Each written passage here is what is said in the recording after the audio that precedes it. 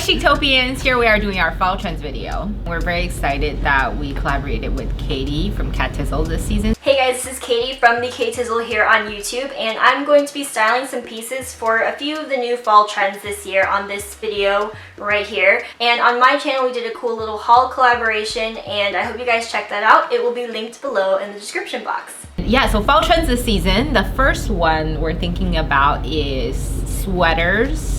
Ribbed sweaters in particular. Ribbed sweaters, right? Yes. Ribbed sweaters are a product of the 70s when knitting machines became very popular. Mass production. Yes, so you're able to purchase a sweater without it being hand knitted. And so the rib pattern was really cool. So that like a tight knit ribbed sweater top and baggy pants were in, and with the resurgence of 70s, ribbed sweaters are coming back. So that's trend number one. Mostly like turtlenecks, you normally think of like ribbed with turtleneck. Yes. Which also kind of segues into another trend that's trending for fall, which is the NeoVictorian, right? So NeoVictorian is all about the high neckline and the lace little trim, ruffles. the ruffles, the lace, and the fluffy sleeves. And we saw them in Alexander McQueen, Givenchy, and Valentino. For those of you who don't know what the Victorian age, that's Queen Victoria of England, and she's known as the grandmother of Europe. She had a bunch of children. That's what I remember about her. It's the era of where most of San Francisco homes are built. That's right.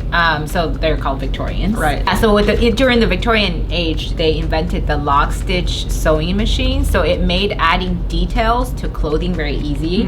So and more affordable. More affordable. That's more affordable. So instead of just having like your straight cut piece of clothing like mine, you're able to add trims and decorations. So the Neo-Victorian age, they just made trims and laces a lot more popular. Actually, now that I'm thinking about it, the two trends that we talked about in fashion were all driven by technological advances in fashion. That's kind of interesting, because most people think that fashion is the front end driver of everything, but thinking back, technology is actually Technology makes it accessible to the masses, and that's exactly what made this a trend, because then it was end up being accessible to more people. And if you want to go one level deeper, it's actually economy, the pressure of making things cheaper, and the rise of middle class being able to afford these things.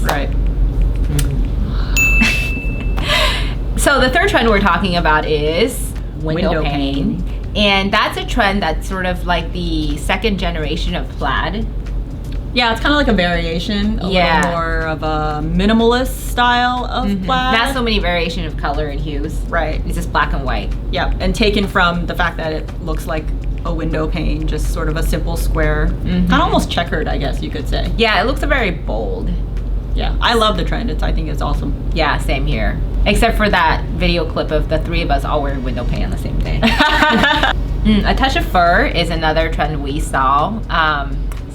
I guess the question is faux fur or real fur? Yeah, you know, fur was originally considered the most original form of clothing, right? Because what's the point of clothing if you're just sitting on a beach all day? It's really, in the winter, it's a way to keep warm. So you would, and if you go really, really back in time, like when people were wearing the skins of animals, like that was it. That was their clothing to stay warm. Yeah, and then in the recent century, it's really more about a show of luxury. Right. Almost a status symbol. Exactly. And then in the 80s and 90s, there's still, you know, with the rise of PETA, there's sort of this anti-fur movement, and there's been a rumor that Anna Wintour, someone was so against her wearing fur that they actually dropped a dead raccoon on her plate. And I'm really not sure how that happened. I know we read that in a couple places on the internet. Raccoons are like this big. I've seen them. So fur is coming back, but I guess not in there are two folds. One is that people are not wearing like just a fur jacket. They're just doing a touch of fur. Accents of fur. Exactly. And faux fur being so popular now, it's not like people will throw raccoons at you because they'll just assume you're wearing faux fur. So the next trend is Anoraks, and it's sort of dating back to the Eskimo days, right? Back in the days, Anoraks is considered, it's like this piece of clothing, and then you have like a faux fur inside it. And also, a lot of people think Anorak and parkas are the same, but it's actually different. Parkas have zippers, and Anoraks in the front doesn't have zippers.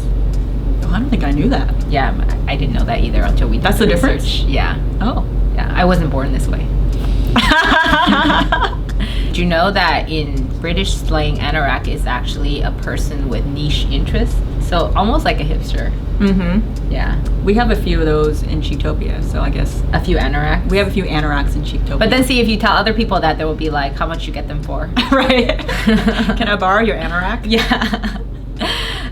Another trend we want to touch upon is lean silhouette. By lean, it's different from tight and bulky. Not necessarily bodycon, but yeah, slimming, right? It's sort of the new modern classic silhouette, kind of like this t-shirt I'm wearing right now. It's not too tight. You wouldn't see anything if it was tight anyway, and it's not too loose not either. Not too boxy. Yeah, not too boxy. That's the new modern classic silhouette. And it stems from this like comfort, luxury, and minimalism. But maybe like a dressier form of it, essentially. Yeah. Kind of swaying back the other way. Yep.